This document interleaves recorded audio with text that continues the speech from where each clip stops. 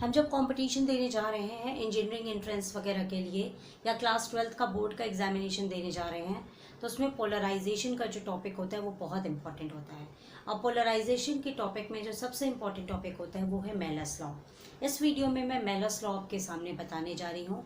जब कोई भी लाइट होती है और वो किसी भी चीज़ पे इंसिडेंट होती है तो वो डिफरेंट डायरेक्शंस में स्कैटर होती है या वो चल रही होती है तो वो डिफरेंट डायरेक्शंस में चलती है। तो जब किसी भी हम अनपोलराइज्ड लाइट को मान लीजिए कोई भी अनपोलराइज्ड लाइट है ये I0, इसको फिर हम किसी पोलराइट से पास कराते हैं। किसी भी ये I0 आपकी अनपोलराइज्ड लाइट है। I0 आपकी क्या है? अनपोलराइज्ड लाइट है। इसको हम किसी पोलराइट से पास कराते हैं। पोलराइट का काम क्या होता है कि जितनी भी लाइट अलग अलग डायरेक्शंस में जा रही हैं उनको एक डायरेक्शन में कर देता है ये। तो जब हम किसी भी अनपोलराइज्ड लाइट को किसी पोलराइट से पास कराते हैं तो लाइट एक डायरेक्शन में जाने लगती है और जब वो पोलराइट से आगे की तरफ बढ़ती है तो उसकी इंटेंसिटी हो जाती है I0/2 जब हम उसको पहले पोलराइजर से पोलराइट से पास कराते हैं। इसके बाद जब हम आगे एक दूसरा पोलराइट लगाते हैं तो जब यहाँ से लाइट आगे जाती है तो इसका जो फॉर्मूला हो जाता है I0/2 cos स्क्वायर थीटा, यानी वो इस पोलराइट के और इस पोलराइट के एंगल के cos स्क्वायर पर भी डिपेंड करता है। तो इसी तरीके से हमारा ये क्वेश्चन है कि beam of unpolarised light of intensity I0 pass through a पोलराइट A, ये एक अनपोलराइज्ड लाइट है, ये यहाँ पर ये पोलराइजर से पास कराई जा रही है। तो ये अनपोलराइज्ड लाइट आई है जिसकी इंटेंसिटी I0 है। जब हम इसे किसी पोलराइट से पास कराते हैं तो इसकी वैल्यू पहले पोलराइट से जब पास कराएंगे तो I0/2 हो जाएगी। ठीक है, उसके बाद जब सेकेंड पोलराइट हम लगाएंगे तो I0/2 और cos स्क्वायर थीटा के हिसाब से ये चलती है। ये मिस्टर मैलस ने बताया था, जिसे मैलस लॉ के नाम से जाना जाता है।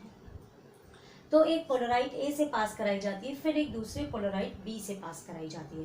तो दूसरा जो पोलराइट B है जो कि एक पोलराइट के बाद आता है उसको पोलराइजर भी कहते हैं, उसको हम पोलराइजर भी कहते हैं। तो which makes an angle of 45 degree. मान लीजिए ये पोलराइजर जो है वो 90 डिग्री पे ना रख करके हमने उसको 45 डिग्री पे रखा हुआ है। तो यहाँ पर जो इमर्जेंट रे आ रही है मेरी, जो लाइट बाद में निकलेगी उसकी इंटेंसिटी क्या होगी? तो वही आपकी ये I2 है, इमर्जेंट रे। तो आपको सिंपली क्या करना है, I0/2 cos square 45 degree. cos 45 की वैल्यू हमको पता है 1/√2, तो 1/√2 का आप स्क्वायर कर लेंगे तो ये हो जाएगा I0/2 into 1/2 that is I0/4। तो इस तरीके से पोलराइजेशन का इस टॉपिक में कुछ नहीं है, बस ये कब का फॉर्मूला है I2 = I0/2 cos square theta.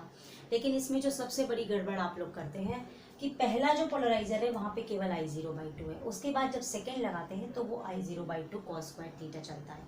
फिर इसी तरह नेक्स्ट चलाएंगे तो फिर और आगे इस तरीके से चलता है। तो ये आप लोग कभी कभी वैल्यूज़ निकालने में गलत कर देते हैं। इस टॉपिक को ज़रूर दोहरा लीजिएगा।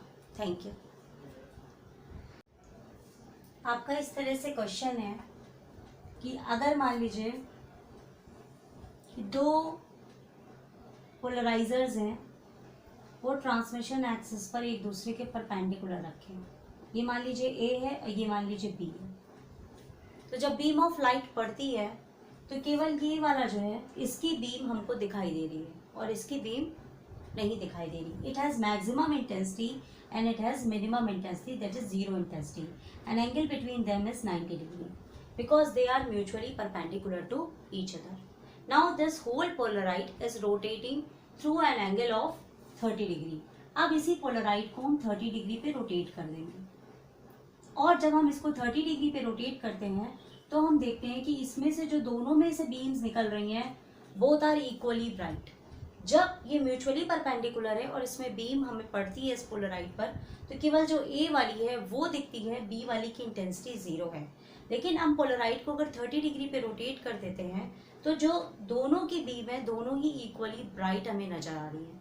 तो हमें दोनों की इंटेंसिटी निकालनी है। तो यानी ये जो हमने पोलराइट को अगर यहाँ पे रोटेट किया तो 30 डिग्री का जो एंगल बनेगा वो पोलराइट A के साथ बनेगा तो पोलराइड बी पर एंगल कितना होगा, टोटल एंगल कितना है 90 डिग्री, तो ये एंगल कितना हो जाएगा 60 डिग्री।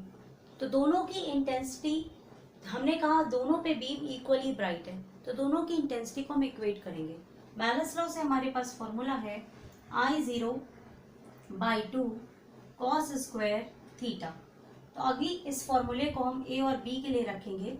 तो अगर हमने ए रखा तो ये ए हो गया और बी रखा तो हमने ये बी हो गया, ठीक है। तो अब यहाँ पर हमने IA cos स्क्वायर थीटा यानी cos स्क्वायर 30 डिग्री ले लिया ए के लिए, और ये IB cos square 60 degree, because sum of both the angles is 90 degree, और ये 30 डिग्री पे रोटेट हो रहा है तो बी का एंगल हो जाएगा 60 degree. Now we put the values, IA is equal to value of cos 30 is √3/2, आप इसका स्क्वायर कर लीजिएगा, और यहाँ पर ये IB हो गया, value of cos 60 is 1/2 that is square. Clear? अब ये मेरा हो जाएगा IA dot 3/4 is equal to IB 1/4. This get cancel. Ratio of intensity IA to IB is equal to 1/3. तो इस तरीके से मेलस लॉ का एप्लीकेशंस के अलग अलग क्वेश्चंस हैं, तो मेलस लॉ आप तैयार कर सकते हैं। पोलराइजेशन टॉपिक में एक इस तरह का भी क्वेश्चन होता है, find angle of incidence at which reflected light is totally polarized. वो एंगल ऑफ इंसिडेंस क्या होगा जिसके लिए रिफ्लेक्टेड लाइट पूरी तरीके से पोलराइज्ड हो जाए। इस तरह का क्वेश्चन निकालने के लिए हम ब्रूस्टर लॉ की हेल्प लेते हैं। कौन सा लॉ है? Brewster law. तो पोलराइजेशन में मेनली हमारे पास दो जो लॉज होते हैं उनके आसपास से क्वेश्चन आते हैं, या तो मॉयलस लॉ या तो Brewster law. Brewster law actually angle of incident light और रिफ्रैक्टिव इंडेक्स के बीच में रिलेशनशिप बताता है।